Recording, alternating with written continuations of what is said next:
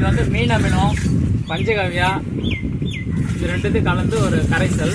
இந்த கரைசல் வந்து 200 லிட்டர் பேரலில் ஒரு மீன் அமிலம் ஒரு 2 லிட்டர், பஞ்சகாவியா ஒரு 2.5 லிட்டர், இது ரெண்டும் கலந்து நாங்கள் வந்து கரைசல் வச்சுருவோம். இந்த கரைசலை நாங்கள் தண்ணி போய் பாருங்கள், காவால் அப்படியே ஊற்றுருவோம்.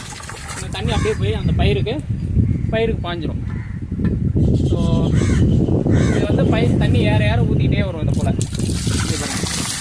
ஸோ இந்த கரைசல் ஊற்றிட்டே வந்தோம்னா மொத்த பயிர் கணக்கு ஃபுல்லாக போய் ஏறிடும்.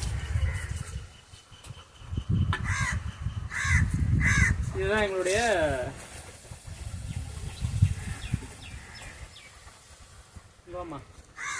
இதுதான் இயற்கையான